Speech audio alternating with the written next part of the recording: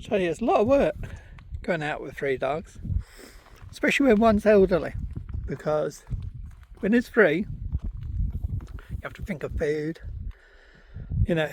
shelter, warmth, like a blanket or bedding so they don't lie on a bland floor. And then you get an elderly dog, then you've got to think, am I giving too much mileage? Is the weather too hot? Has she had plenty of fluids? Is she looking a bit lame? All kinds of situations. So, it takes a lot to get everything all working. It's not as simple as just put a tent up or hike somewhere and then put a tent up and then kind of, we've reached our point. All the time you're watching them, making sure they don't get in trouble, but you're also kind of, with the old one, Stella, in this case Stella, you're kind of watching how she's walking. Is she overdoing it? Calm her down if she's overdoing it. You got to monitor everything, so you can't switch off. And that's why sometimes, as I say, I'm talking to you on the videos and you hear me shout, Rebel, get here, or Stella, leave it alone, or Rogue, leave it alone, because she chases flies. So if she bites a bee and she gets stung out here, oh dear, murder, wouldn't it? So you're always watching and seeing. So if you see her chasing a bee, call her back, you know what I mean? But and then of course then you add in, you're carrying so much extra weight that you wouldn't be carrying in any circumstance if you didn't have the dogs with you. But as I say, I'm not complaining. The dogs are my life, but it is a lot to take in, a hell of a lot to take in. And I've had people stop me on the road where I live, on my circuits when I do my dogs, walk my dogs, and they ask if I train dogs, and I try to explain to them I was in the forces and the police and all this, and I've had years and years of experience, and I don't officially train dogs, but I'm willing to help anyone. But when I talk to people and I try and help them, they don't listen to what I'm trying to tell them to do, you know what I mean? I'm not saying they have to do it, but if they want an easier life, if they do what I suggest, they'll have a great life, you know what I mean? There'll be so much stress less with a dog. When I'm talking about dogs, I'm talking about this breed, Malinois, you know what I mean? That's what people are stopping me for. So the people seem to have the misconception that a Malinois is just like a Labrador, or a retriever or something like that, and that they can use the same tactics or skills or behavior that they used to use with their older dog that sadly passed away many years ago, and they think they can continue that with the dog they're going to get, which is going to be a Malinois, and it's a totally different kind of breed. You have to burn that energy up, but not just physical. It's no good taking them to a park and cycling them around on a bike, having them chasing on a bike and throwing a frisbee about for half an hour, or throwing a ball for an hour, say, you know what I mean? And watching the dog more or less collapse in front of you and go, yep, that's it, job done. Because that hasn't mentally stimulated the dog. The dog's, as you see with Rebel, he's always cruising away, searching and looking for things, trying to get his nose into everything. What's that smell? What's this? You know what I mean? You've seen Stella with chasing a stone into the water. All that is mental stimulation as well. It's fun and play, but she wants to be chasing something. She wants to be focused on something.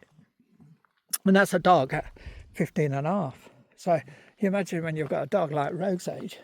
And as you see with Rogue is at the moment, she's shining. She's really coming out of herself. I mean, if you've been watching my videos from years back, you remember how wild she was. She was like all over the place, chasing cars, chasing cyclists. This is on the lead, so luckily she was safe, but trying to. Now I've focused her, you see. She knows she's coming out on hikes. She knows she's coming out on adventures. And, she burns all that energy when she's out with us. Then when we get home and we have like a week off or a couple of weeks off, and then we start doing just normal walks and, getting out into the countryside or whatever, she's mentally, she's okay. She's burnt a lot of that mental stimulation, that she needed off. and she knows the next one's only coming a short distance. So you see what I'm saying? It's like a battery. You discharge the kind of battery, and then it repowers back up. But if you don't discharge that battery, you're getting a surplus of power. And what's happening? You're getting an overload. And that's exactly what's happening with the dog. So I try and tell people what to do. Whoops, it was behind me. So, oh, Rebel's gone behind me. See, that's what I wanted. He's followed good. They're in the shape, and that's what I wanted them. I know this is going on a bit, but I'm trying to help people. But, you know, as I say, I don't train dogs because it's so hard work. If I tell people what to do with a dog and how to behave, and they're not listening to it, I will get frustrated, because I'll say to myself, why am I spending my time trying to talk to these people and help these people if they're not going to listen to anything I tell them? So, you know, I try my best when I see people and they ask me, they stop me in the road, and I get stopped at least once a week. I'm not kidding you, sometimes 2 or 3 times a week. People actually pull over in cars and actually ask me, how do I do that with the dogs? You know, the 3 of them are walking in, you know, beside me. And I try and explain to them, it's not the dogs that need training, it's the human. Because a dog, once you direct it, it will follow your commands, it will follow your direction, it will follow you what you want on the lead. It will take a few weeks to get there, but it will follow it because you're giving it a pattern. But if the human is doing its own thing and changing, and you know, today I can't be bothered, like attitude, oh, I just walk it around the block. Well, that dog, if it's a Malinois or kind of high powered breed, doesn't understand that. You know, it doesn't understand you've got a poorly leg, or you've got, you know, arthritis, or I don't know, bronchitis, a hole in the head, whatever, you know what I mean? It does not understand that. It says, right, where are we going today? And if you can't put that energy into that dog every day, and I mean every day, you can't have days off. I can't have a day off with Rogue. If she's waiting for us to go out about, I don't know, 10 o'clock in the morning at the latest, that's if I'm a lazy morning, she will not allow me to not take her out. And the thing is, she will wait for the second afternoon walk as well, impatiently, because she knows it's coming. It's not because, you know, I've got her into any pattern. It's just because she knows she goes out in the afternoon. So if she doesn't go in the afternoon, she's thinking to herself, what's going on here? There's something wrong. You know what I mean? I want to go out. You know what I mean? It's not that I have a choice of taking her out. It's she wants to go out. So, yeah, I meet so many people, and they're really nice people and polite people and kind, and seem very interested, but I don't think they realise what they're taking on. You know, it is a powerhouse of a dog. I mean, if Stella, at her age, nearly 16, can do what she's doing in these hot temperatures, you know what I mean? 5 miles around your local street, or in some countryside where you live, like a country park or something, that's nothing. You know what I mean? It's a toddle. You know what I mean? You not a problem. Even on a hot day, you can stop it, give it a drink, find a river, whatever. But 5 miles over this terrain, even when it's dry, it's, you know, here we've got a track. You've seen some areas where there's no track, some areas where there's a gravel, some areas we're kind of across land like this, which is hole ridden. I mean, in the past you've seen Stella, we've been going up these passes and everything, and that was only about 6 months ago, 8 months ago. So if she can do that at her age, think what a Malinois can do when it's 1 or 2 years of age, or 3 years of age. So you can't say, oh, she's getting on, I can't do it. And that's why I bring her out, you know. And it's very hard to explain to the people. That's what I was trying to say yesterday when I was talking about the trolls. You know, they do not understand this breed. This breed has to be out. You can't say, like, you've reached 14 and I'm going to now retire you. They just do not understand that. The dog wants to go out even when it's got 3 legs, trust me. And people say, well, that's cruel. It isn't. The dog, it's more crueler. It's like having an athlete that's trained for maybe 5-10 years, and it's a runner, you know, likes marathons or whatever, you know, doing long distance running, and all of a sudden you put it in a house and you lock the key and you say you're not going out anymore because you're getting old. the runner doesn't understand it. You'll find that runner still running at 70, 80 years of age, even if it's half marathons or whatever, even though they've got arthritis. And it's very the same with this kind of breed. You cannot retire it. You cannot. The only time you retire it is if she's ill or if she literally is in pain walking. But if she's got arthritis and stiff and a bit of lameness, you keep her going, because the longer you keep her going, the more healthy and better she will be. She'll live longer. And as I say, every day is a bonus now. 15 and a half. I mean, I think the oldest I've ever seen is 16. I can't remember seeing any males on record over 16. So, you know, we're on borrowed time now. But the thing is, she's got to that condition and got to how she is because she's always been doing it. Always. Now, if you get an 8-year-old dog and start doing what I'm doing now straight away, the dog's going to be struggling, it's going to have lameness, it's going to have all kinds of issues because it's never had it. So you build it up, you take it slow, you know what I mean? But the earlier you start with the breed, the better.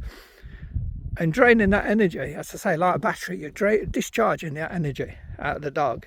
So when you get home, for 2 days, these will rest. And they'll be more than happy to rest. But on the third day, they'll be ready to go again. And with Stella, I'll have to be extra careful and rest her or give her shorter walks. But I normally give her a little extra rest because she needs it. But and then I only give her a morning walk, whereas these two get a walk twice a day at least. Oh, more deer over there in the water. Look at it swimming across.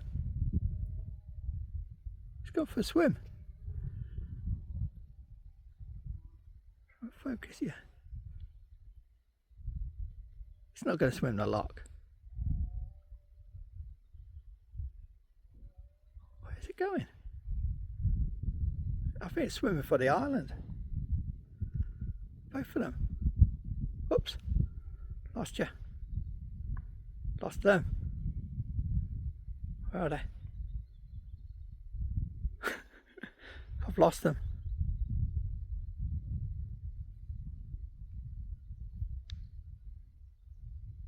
They've gone behind. That's unbelievable. That's deep there.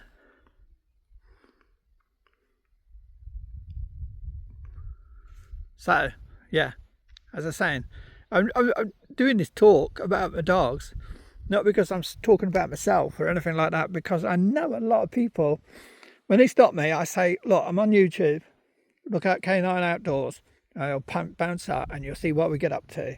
And I sometimes talk about the Malinois and all that. So if you just go through that, you'll see what the breed's like. It's better for people to see for themselves. So, you know, even if they're maybe not interested in the outdoors or Scotland or hiking or anything like that, they can see what the breed's like, how strong it is and what it likes doing. And if it's something they might want to do themselves, you know. I've said to the people, if you're like a cyclist, a jogger, fell runner, love the outdoors, hiking, backpacking, camping, stuff like that, then this breed will be brilliant for you because you can use that dog to do certain things on the thing. You know, like if you're cycling, you can have it running, but you can also have time outs where you're doing some training and things like that, you know. So you can turn it into a whole load of fun. While you're having a breather, you can be doing some training with the dog. And you know, same with fell running. They would love nothing more to run over the hills and all that and be out in the wilds where they can smell different smells, look for different things and get their brain ticking. Their brain needs to tick, you know. And then you can direct it on things, you know what I mean? You dummy searching, you could do anything with it, you know. Same with if you like to do, what's this, when they do the hurdles and all that, you know what I mean, indoor stuff. As long as you've got the dog doing something, then the dog will be the happiest dog going. But if you think, and I'm not being critical of anyone, I'm just trying to say, give you an idea, if anyone thinks that, you know, you can bring these out for a walk, do 5 to 10 miles, or just walking on the lead, or just strolling around a park, country park, something like that, then no, it ain't going to work. You're going to have issues like where they're going to start chewing up the house, ripping out carpet. It's not a bad behaviour. It's not disruptive behaviour. It's because they haven't been mentally stimulated.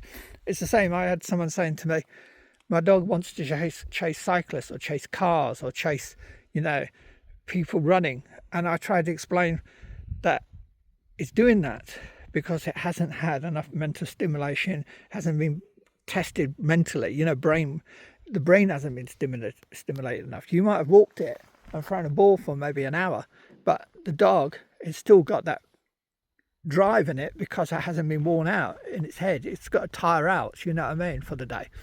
So, and this person was trying to think there's a way of teaching the dog not to chase and teach the dog not to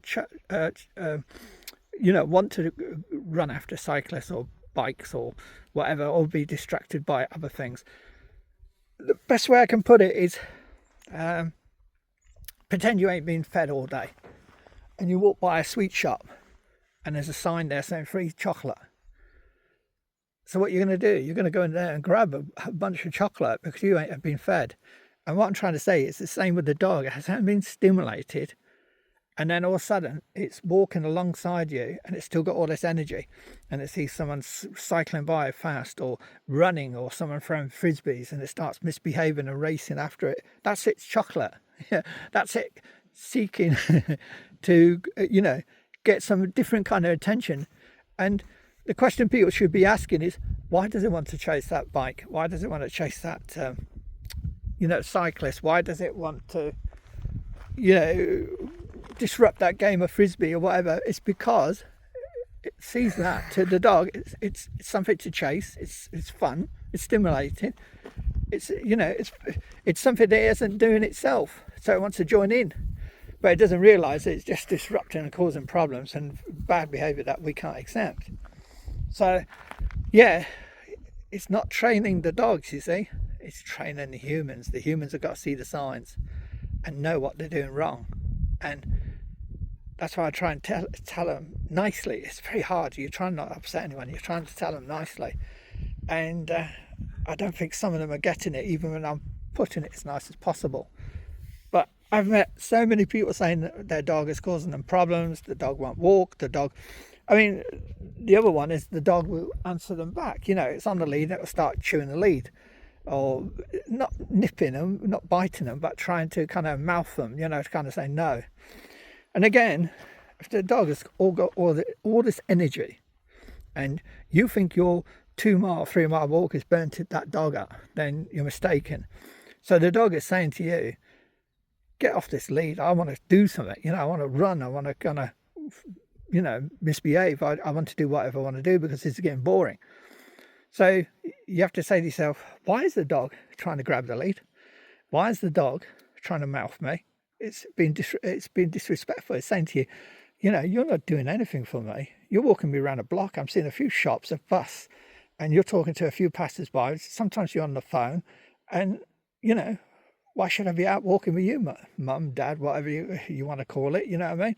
And it's taking control. It's trying to take control, and by getting rid of the lead, it's taking control. And it's like, sod this. I want to do what I want to do.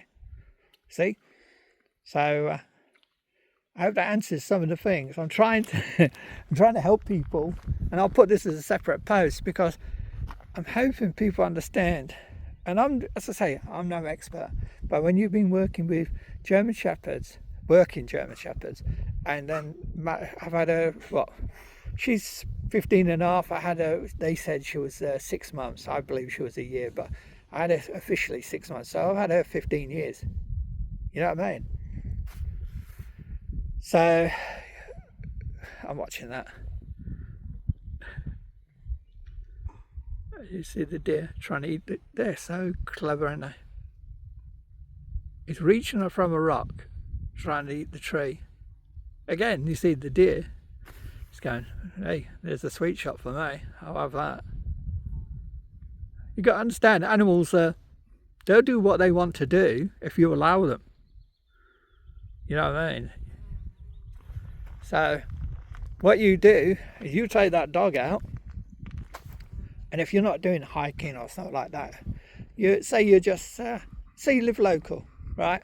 And you're in the city, then the worst thing to do is take a Malinois to a park, because you're walking it through a park where there's all distractions. There's little dogs yapping and running around, people throwing frisbee, people throwing football, maybe people playing tennis, cricket, people maybe playing cricket. All these things the Malinois will want to chase and want to grab and want to join in.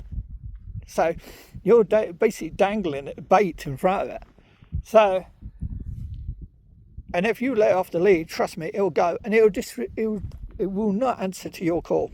It doesn't matter if you've got the best dog in the world. If you haven't been burning that energy off that dog will say, look, mate, I'm going to do what I want.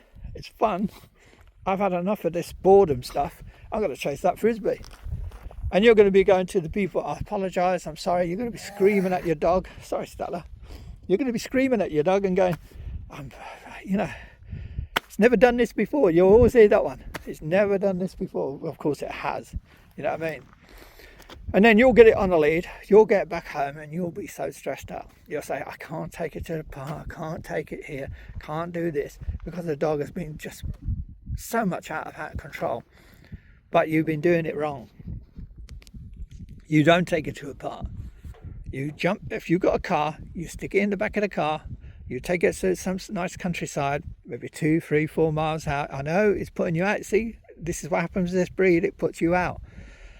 You take it in the countryside where it can't get in any trouble, and you let it burn the energy up first, and you let it run around and do all the things it wants to do where it can't get in any trouble because there's no one around, no sheep, no cows. Pick your spot, know your spot, and no roads or anything. Then when it calms down, then you can start doing some training, then do some recall. You don't really need treats to do a recall, because if the dog has bonded with you, as soon as you turn away and back off from that dog, it will follow you because there's nothing else around. Now, if it chases after a rabbit or some other animal that just happened to spot, it might run for quite a distance, and you might have to scream a couple of things. But the point is, stay calm. Stay calm. It will come back to you. Trust me. It knows where you are. Then when it comes back to you, call it back, get it sit by you, calm it down, and learn that, it's going to learn that you're in control. If you start screaming at this dog, say, it's run off, and you're going crazy at this dog, waving your hands, shouting and all that, and the dog's chasing, say, a rabbit or something like that, it's going to be scared to come back to you because you're throwing a fit, you know what I mean? And it's going, oh my God, I misbehaved, you know what I mean? I'm in trouble here. So it takes time. It takes time to bring that dog back to you. But once you start doing it in the countryside and that it's not getting in any trouble, the recall is getting better and better and better. You're burning that energy. It's getting in the car physically tired, and it's also getting mentally tired. You know what I mean? Mentally stimulate. The mental stimulation has been enough to burn that energy mentally. So, and that's what you're going to have to do.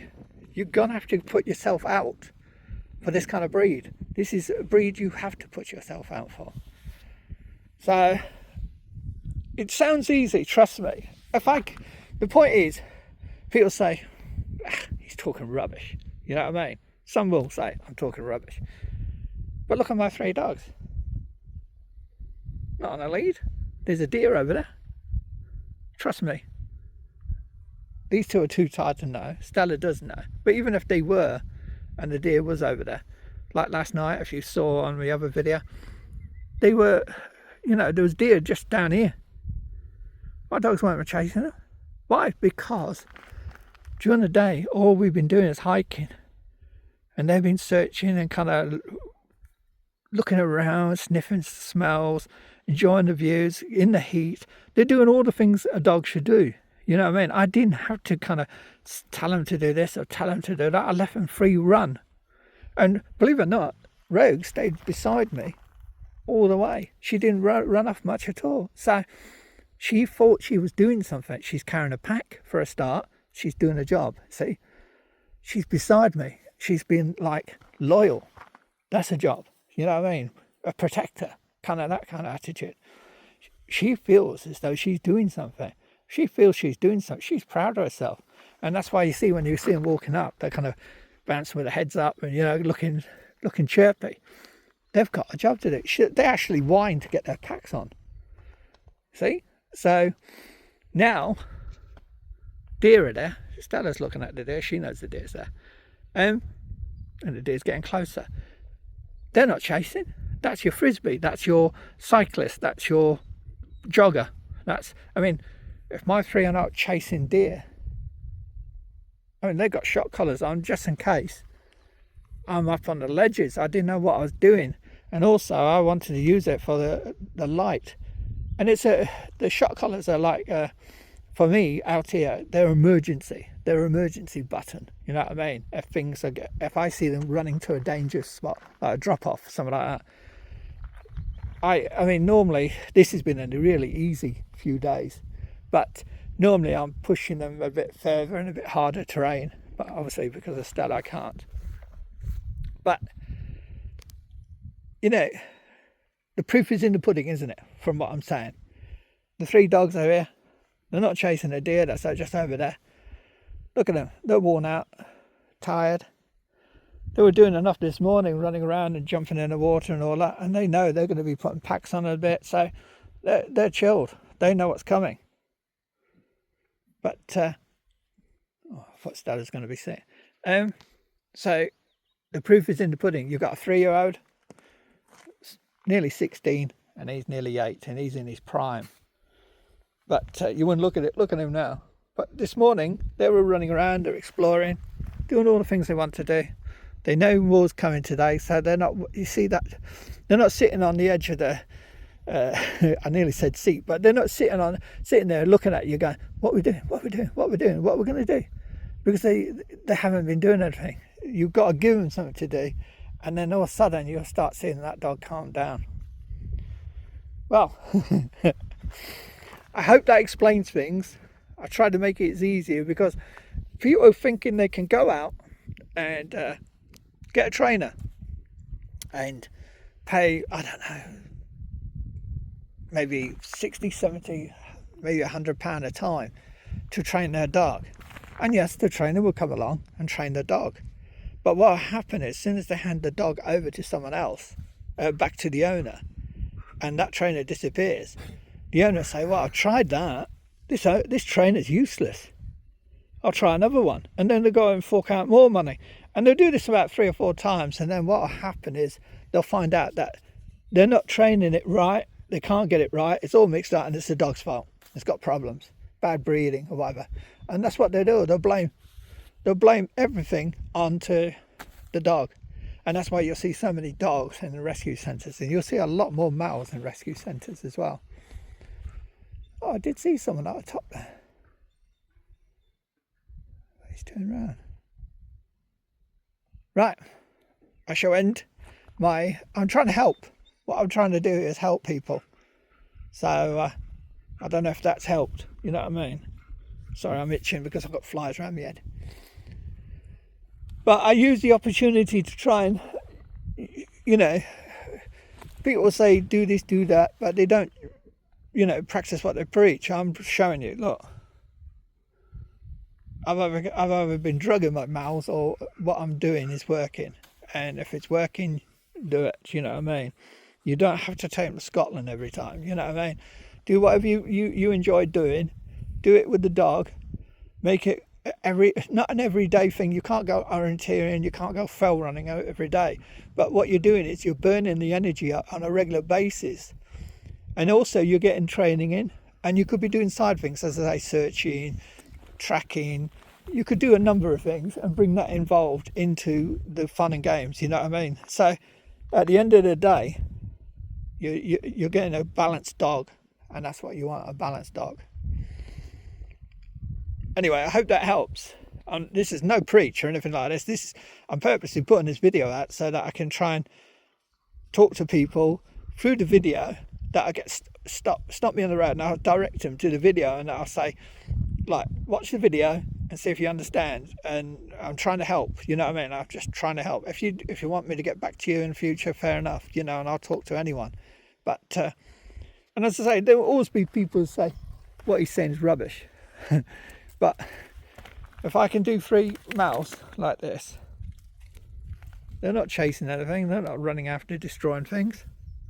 And I do walk through parks, but they're on a lead. They're never off a lead with park.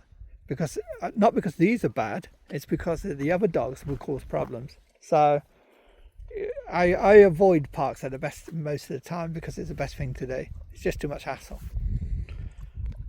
So my suggestion is get out there, find your niche, as they say. If it's jogging, trail running, cycling, whatever, get out there, have fun and enjoy.